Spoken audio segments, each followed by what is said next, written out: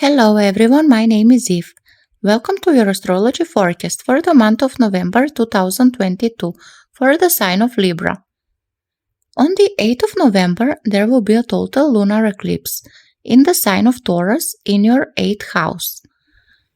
And the lunar eclipse is always a full moon, which means that you will have the moon in your 8th house and the sun will be opposite from the moon in your 2nd house. And this means that these two areas will be of a great focus, not only this month, but the whole year, while the South Node and the North Node are on the axis of Scorpio and Taurus, or in your 2nd and in your 8th house. Because the eclipses are strictly happening in conjunction or in opposition to the nodes. So, we are having 2 or 3 times eclipses happening in these particular areas, and each one represents a piece of the puzzle. And if it wasn't shaky enough, the eclipses part in the fixed signs of Taurus and Scorpio, resisting change, we have Uranus there, and the square with Saturn from Aquarius, another fixed sign. And in this particular season of eclipses, Venus, your ruler, is right in the heat of the things. So, let's go more in depth and see how it might be affecting you. First of all, lunar eclipses are seen to be more internal and emotional, pondering the problems of life. And the 8th house is our partner's money and resources. This house deals also with death and rebirth, real and metaphorical.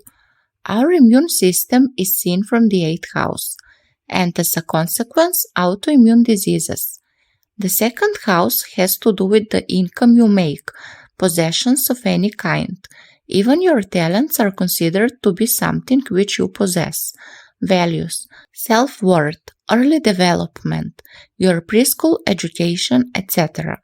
And always, when these 2 houses become illuminated by an eclipse, you are undergoing a change in your life, which has to do with your core stability in life, personal-wise and also partner-wise, because the 2nd house is a pillar of you as a person, and the 8th house has mainly to do with subjects considering your partner, his money, his health, and his primary family, therefore your in-laws.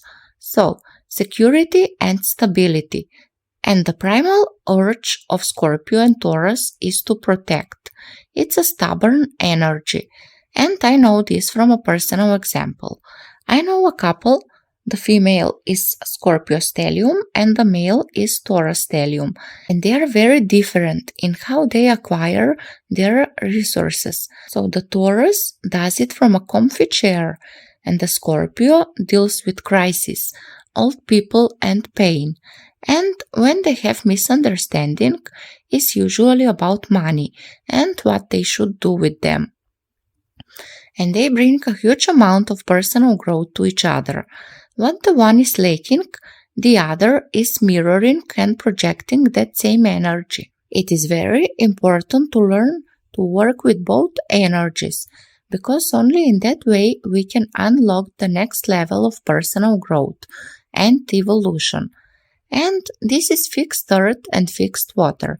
So please don't wait for an apocalypse to change a particular thing if it's not working. Change it yourself.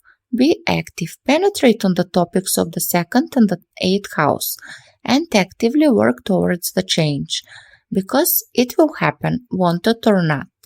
If you have been dependent only on the material sphere of life and have not been listening to your spiritual self, you have been creating an illusion bubble, or you have been working on spirituality, but you don't support your basic needs, which are food, home, etc. Again, this is an illusion bubble. There must be a balance. And Uranus is a catalyst for abruptions, so beware of autoimmune diseases, ups and downs in your finances. There can be fast income but also fast loss of money, and this could feel like you are losing the firm ground, which is so important not only for you but really for everyone. So, making peace with letting go of security models will immensely help you to cope with this rhythm of Uranus. Expect the best but prepare for the worst. If you're a gambler of any kind, Saturn from the fifth squaring this energy could bring problems. But if you take your time to build on creative projects, you could expect success. And if you have children, everything I have just said could involve them, ups and downs of any kind. But don't worry, because nothing lasts forever, and you already got used to these energies by now. The beginning is always the hardest. And the ones who have more planets in the fixed signs will feel this the most, and others only to a particular degree. Now let's talk about Mars, who just went retrograde on the 30th of October and will remain in its retrograde phase for the whole month. This is happening in your ninth house. And Mars retrograde, it is not of a huge importance for you because it doesn't rule your sign and is transiting your ninth house, which is one of the cadent houses, and that means that they are not affecting us so much on a personal level. The ninth house has to do with our belief system, what kind of philosophy guides us through life, and Libra risings having this energy of Gemini there are lucky because they don't bother with unnecessary indulgence in those topics like reading the Bhagavad Gita or Dostoevsky. And it is not, I'm not saying you won't read these books, it is just because of the Gemini energy you're carrying more light-minded philosophy with you. You're more like children, having a bit of everything but not too much of it. And Mars retrograde in your ninth squaring Neptune in your sixth house could manifest in doing a lot of what you enjoy, but with the friction with Neptune in the sixth house, there is a danger of getting lost in la la land and doing only what I want to do part and forgetting the part of what I must to do. Also beware of lies and illusions in your workplace, because Neptune can blur things up and project them in a passive-aggressive manner. Another manifestation of this transit is if you are someone who is publishing some creative project, there will be mistakes arising to surface, and you will have to revisit your project and correct it, so that you could be finally ready for publishing. Now let's talk about the ingress of Sun, Mercury and Venus in Sagittarius.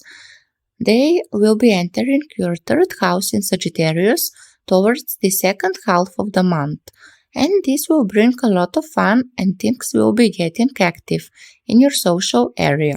More traveling, more communicating, and in general, this will not be the month of November as you knew it by then. There will be a drastic change in the energy surrounding you. This energy will be also trining Jupiter, which will be direct by now, in your sixth house. So, what could be better than having your ruler, Venus, trining the benefic planet Jupiter?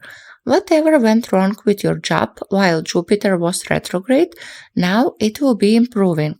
Just beware of indulgence of unnecessary foods, like loads of sweets, etc. With Venus trining Jupiter, sometimes it is hard to know the limit when it comes to the good things of life. This will be all from me. If you liked my interpretation, subscribe on my channel so I could show up on your main page whenever I will post a new video. And if you would like a personal reading with me, write me on my mail, which you could find under this video. Wish you a happy November.